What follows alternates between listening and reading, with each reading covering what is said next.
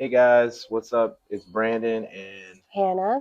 we are here with the Mexico Experiment channel. We've almost been here we've been here a little over 2 weeks, so we wanted to just discuss our normal life. So we'll start out with like expectations versus reality.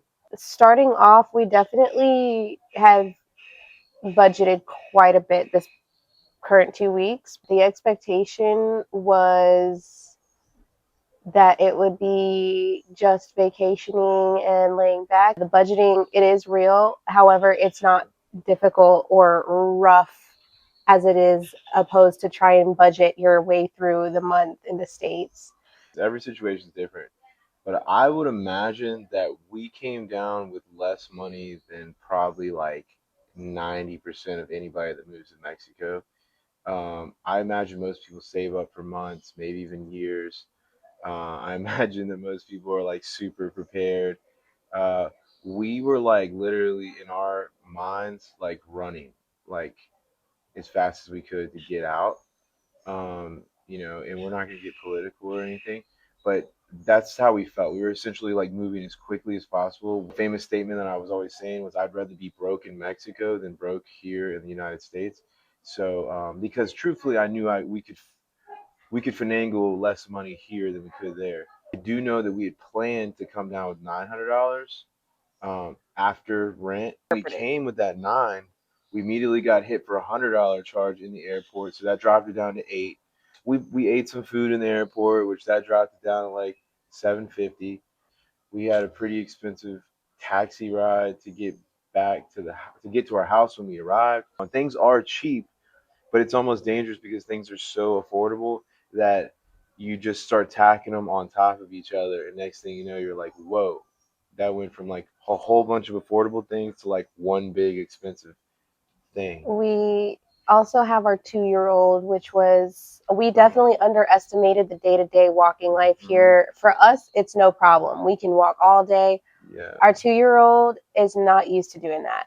He would sit down in the street, and if he got tired of walking, which would be like 5 to 10 minutes into our walk, which generally speaking, It like varies. it takes us at least 5 to 10 minutes to get anywhere. And it's hot here, especially when you're holding on to somebody like a child. They ended up buying a stroller, which It was only you like know 34, it was $40. we were walking like in the morning, in the lunchtime, and in the nighttime. So it's not just like a few little laps. We're talking probably 3 miles a day on average. We had some more expenses up front Hmm. coming into Mexico than we had expected. Which is why people save normally. Yeah, But so we kind of learned the hard way. but it But it's wasn't. still It fun. it still wasn't Yeah. too hard on us. It's just we can't eat out as much as we had expected to from the get go. Jesus Town Christ! center. In the town center. There are a few bugs out here.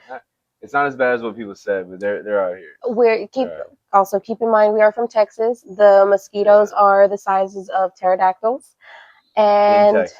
in Texas. So here they're probably about 3/4 of the size of a Texas Yeah. mosquito. I guess if you could try and scale that yourself. Yeah. They're not as big, but they can be just as vicious.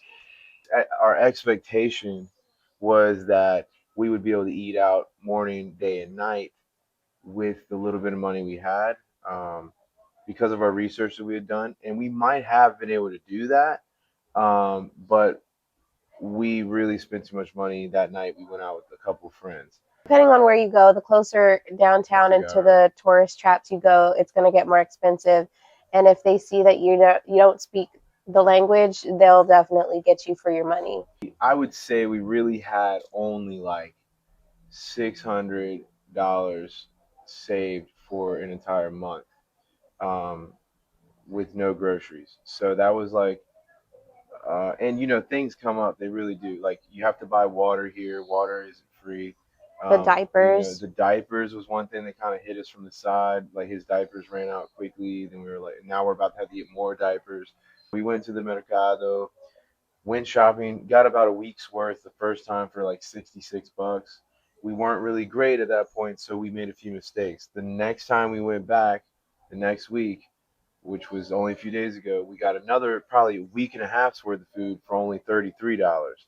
So we learned a few things to avoid and a few things to like get more of, which would be chicken. That was a good one to buy and more of, ground pork. and ground pork. Um, we weren't super fans of the sausage.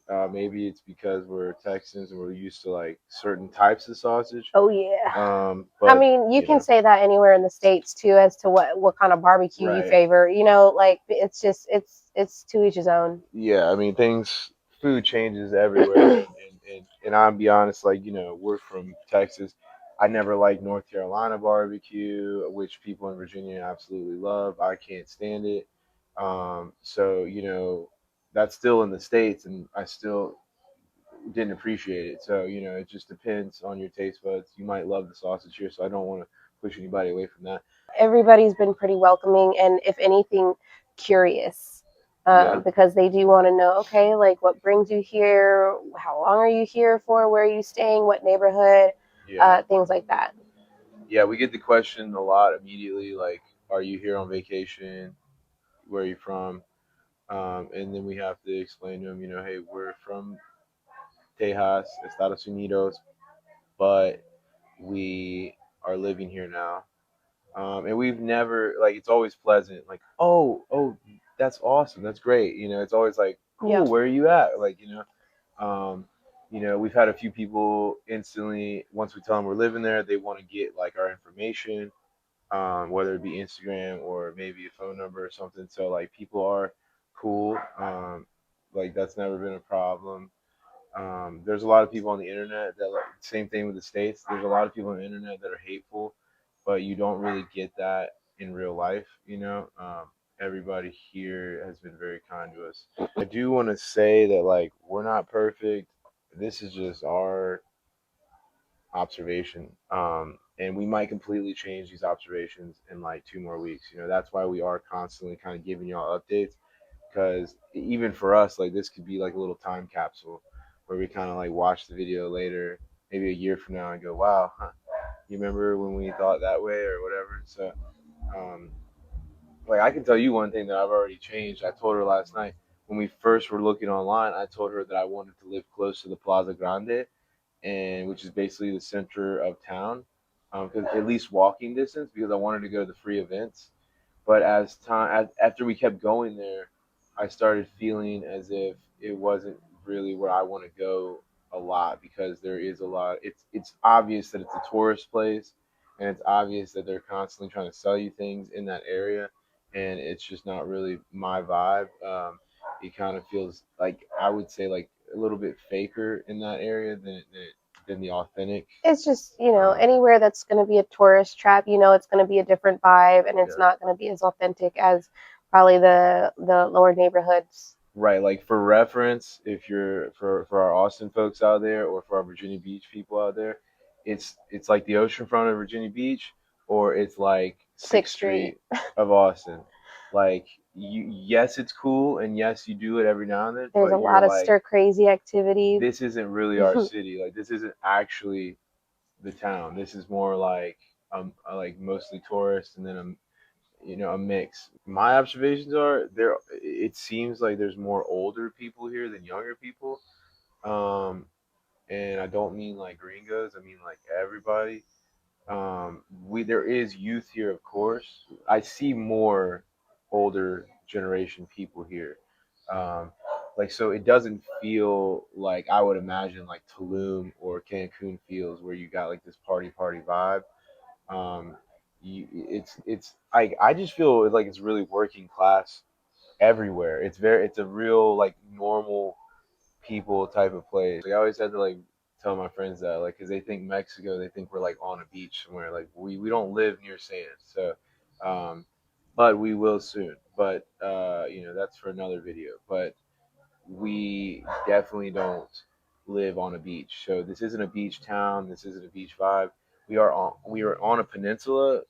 We can get to a beach in 20 minutes, but we don't have that energy here. It's definitely more of like I've never been to Cleveland, but I feel like it would kind of be like that kind of energy where you're like everybody here is like the same, like everybody rolls their sleeves up here and just like gets dirty if they need to.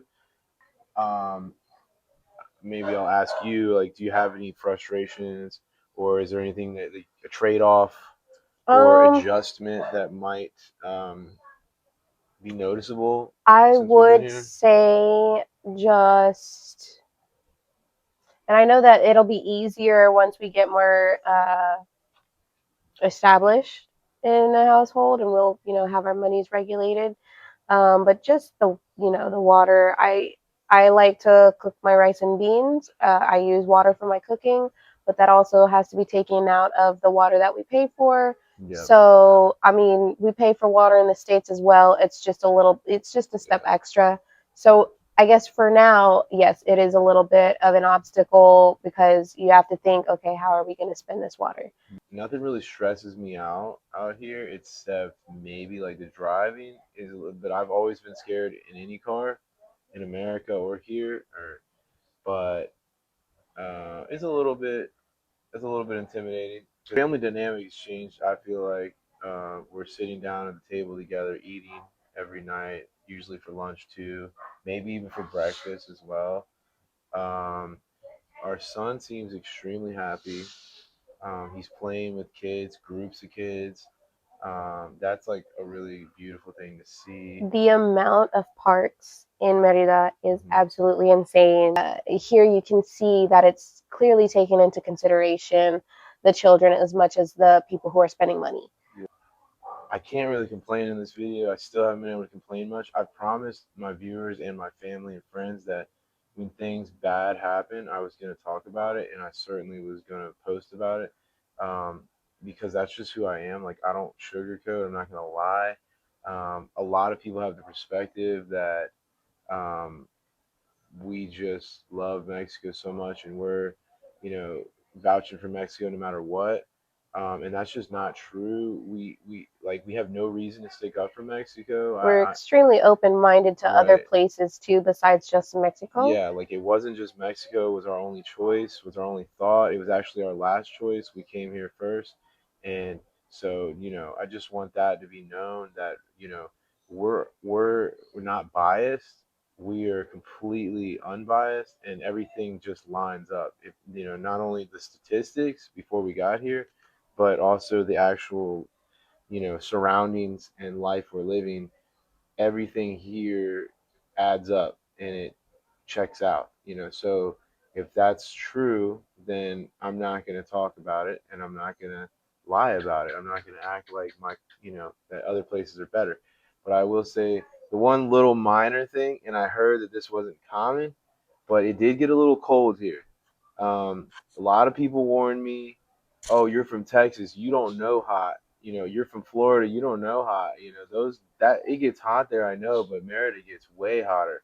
And yes, I will say that I haven't been here yet for the real hot season, but by the way people, I would say, quote unquote, freak out online about how hot this place is, they would always act as if all year long, be ready. And I've heard many people tell me it never gets cold. And the first week we were here, it most certainly, in my opinion, was cold. And at night, it was cold. Like, There is so, some breezier moments, breezier yeah. areas. Like, in perspective, I'm cold at 70 degrees. 60 and 50, I'm frozen solid into a block of ice, in my opinion. So, you have a lot of people that move here from Michigan, Connecticut, uh, the northern part of the United States that will claim that, cold is until you hit, 20 degrees or whatever. So I just want that to be known for all my Texans out there that if you're a Texan, you can definitely handle it here. It's not any different, really. It's like it gets much colder in Texas, but it also gets the same heat. This is Yeah. just January, but the humidity is not that bad. It's not even noticeable at all. Stay tuned for June. Yeah, and there has been nights where I wore a jacket here, which for someone like me, I wish I would have heard that. Not that it would have changed me from moving here, but I certainly would have like. I almost threw away my jacket coming here, and I'm glad I did. Again, to each his own. We definitely are people of the sun here. So take that as you will. we are planning to move to Progreso, which is 20 minutes away. It's a beach town. We will do a video in the future of Progreso versus Merida, just like our perspective on what we like better and what we don't like better.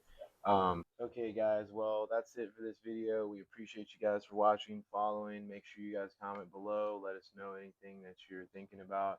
And we will get you some new content in the next Feel week or free so. to throw us some suggestions as to what to do. I'll be getting more active and involved in the channel as well, and taking things into my own perspective as what it's like to be just a feminine little girl out in Mexico. I'm definitely excited to experience the different salons, the shopping, all that good stuff, and show you guys what it's like. Yeah, guys, appreciate you. See you next time. Bye.